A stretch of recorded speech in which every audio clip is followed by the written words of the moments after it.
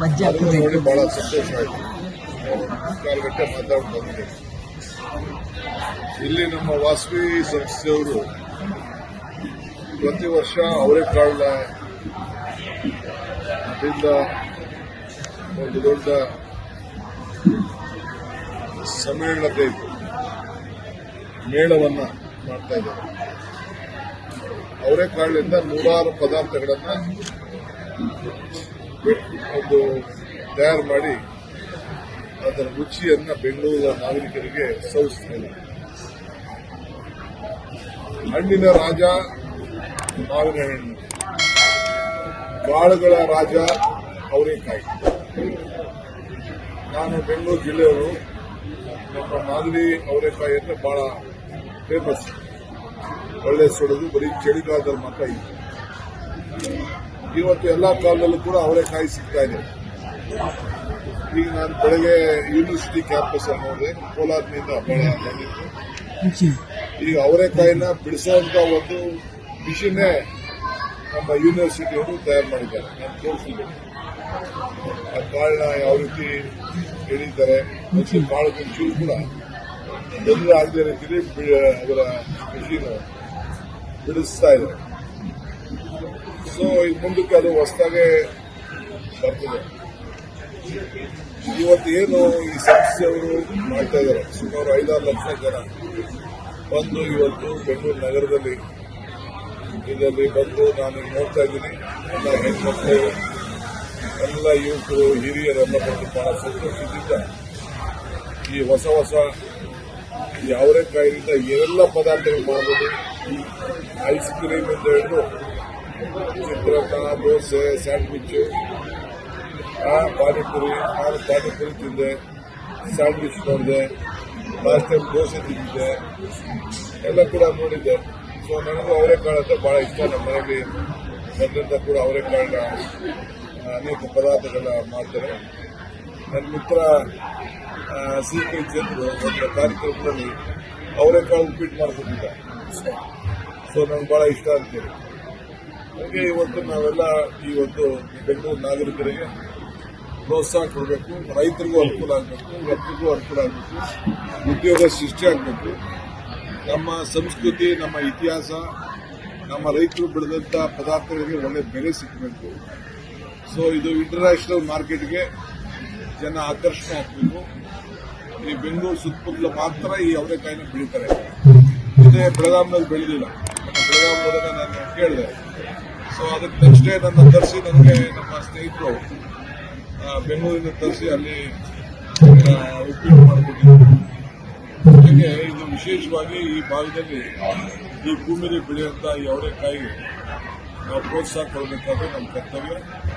So ಅವರೆಕಾಯಿ ಅಂದರೆ ಮಧ್ಯದಲ್ಲಿ ಹೊಲದಲ್ಲಿ ರಾಗಿ ಪಕ್ಕದಲ್ಲಿ ಒಂದು ಸಾಲು ಬೆಳೀತಾರೆ. ಅದು ನಮ್ಮ ಮನೆಯಲ್ಲೆಲ್ಲ ನನಗೆ ಅವರೆಕಾಯಿ ಬೆಳೆಯುತ್ತೆ ನಾನು ಗಮನಿಸಿದ್ದೆ.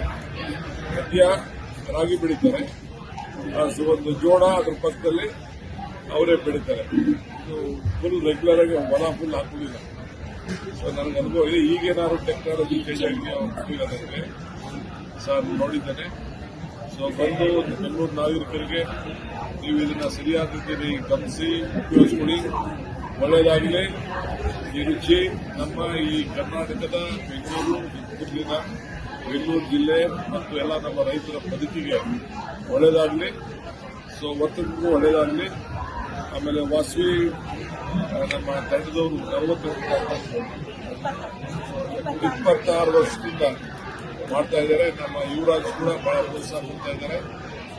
ಸೊ ನಾವೆಲ್ಲ ಸೇರಿ ಇದಕ್ಕೆ ಪ್ರೋತ್ಸಾಹ ಕೊಡಬೇಕು ಅಂತೇಳಿ ಬಂದಿದ್ದೇವೆ. ಅವರೆಲ್ಲ ಶುಭವಾಗಲಿ. ನಾಗರಿಕರು 4 ತಾರೀಕು ಈ ಕಾರ್ಯಕ್ರಮ ಅಂತಂದ್ರೆ ಬಂದು ಉಪಯೋಗಿಸ್ಕೊಳ್ಳಿ, ಸವಿರಿ, ಸಂತೋಷವಾಗಿರಬೇಕು ಅಂತ ನಿಮಗೆಲ್ಲ ನಾನು ಶುಭ ಹಾರೈಸ್ತೇನೆ. ಹೊಸ ವರ್ಷ ನಿಮ್ಮೆಲ್ಲರೂ ಕೂಡ ಒಳ್ಳೆಯದಾಗಲಿ. ಹೊಸ ವರ್ಷ 2026 ನಿಮ್ಮ ಬದುಕಿನಲ್ಲಿ ಇನ್ನ ಹೆಚ್ಚಿಗೆ ಶಕ್ತಿ ತುಂಬಿ ಸಂತೋಷ ಇರಬೇಕು ಅಂತೇಳಿ ನಾನು ಆಶಿಸ್ತಾ ಇದ್ದೇನೆ. ಎಲ್ಲರಿಗೂ ಸರ್, ಹೋಟೆಲ್ ಕ್ಲಾಸ್ ವಿಚಾರಕ್ಕೆ ಸಂಬಂಧಪಟ್ಟಂಗೆ ಇದು ಕೇರಳ ಸರ್ಕಾರ ಆಂತರಿಕ ವಿಚಾರಗಳಲ್ಲಿ ತಲೆ ಮಾಡ್ತಿದೆ. ಕೇರಳ ಪಾಪ ಅವ್ರಿಗೆ ಗೊತ್ತಿಲ್ಲ ಅಂತ ಕಾಣ್ತದೆ. ಅವ್ರಿಗೆ ಕೇರಳ CMಗೆ ಗೊತ್ತಿಲ್ಲ ವಾಸ್ತವಾಂಶ ಏನು ಅಂತ. ಅದು ಕಸ ಹಾಕುವಂಥ ಜಾಗ, ಯಾರು ಕೇಳಲ್ಲ ಅಂದ್ಬಿಟ್ಟು ರಾತ್ರಿ ಮುಗಿಸಿಲ್ಲ. MP ಯಾರೋ ಬಂದಿದ್ದಾರಂತೆ ಸರ್, CPM MP ಯಾರೋ ಬಂದು ಎಲ್ಲ ಸ್ಪಾಟ್ಗೆ. ನನಗೆ ಬರಲಿಲ್ಲ, ಯಾರು ಹೋಗಿಲ್ಲ, ನಮಗೇನು ಮಾಹಿತಿ ಹೇಳಿಲ್ಲ. ನಾನು ಎಲ್ಲ ಮಾಹಿತಿ ಎಲ್ಲ ಪಡ್ಕೊಂಡಿದ್ದೇನೆ. ನಾವೆಲ್ಲ ಭೂಮಿನ ಕಬಳಿಸ್ಕೊಳ್ಳೋಕ್ಕೆ ಸರ್ಕಾರಿ ಕಸ ಹಾಕುವಂಥ ಜಾಗ ಭಾಳ ಡೇಂಜರಸ್ ಪ್ಲೇಸ್. ಹಾಗೆ ನಾಳೆ ಬೆಳಗ್ಗೆ ಆರೋಗ್ಯಕ್ಕೆಲ್ಲ ಭಾಳ ತೊಂದರೆ ಆಗ್ತದೆ. ಯಾರಾದ್ರೂ ಎಲಿಜಿಬಲ್ ಬಡವರಿದ್ರೆ ಅವ್ರಿಗೆಲ್ಲ ನಾವು ಸೈಟು ಮನೆ ಕೊಡೋದು ಅವಕಾಶ ನಾವು ಮಾಡ್ತೀವಿ. ಸೊ ಬಟ್ ನಾಟ್ ಈಗ ನಾನೆಲ್ಲರೂ ನಮ್ಮ ಜನ ಹೋಗಿ ಕೇರಳಲ್ಲಿ ಯಾರಾದ್ರು ಹಾಕಿದ್ರೆ ಗುಡಿಸಲುಗಳು ಹಾಕಿದ್ರೆ ಬಿಟ್ಬಿಡ್ತಾರೆ ಸರ್ಕಾರ. ಯಾರು ಬಿಡೋದಿಲ್ಲ. ಏನಕ್ಕೆ ಅಷ್ಟೊಂದು ಮುತುವರ್ಜಿ ಅನ್ಸುತ್ತೆ ಸರ್? ಎಲೆಕ್ಷನ್ ಹತ್ರ ಮಾಡಿ ತುಂಬ ಅವರೇನು ಮಾತಾಡ್ತಾರೆ.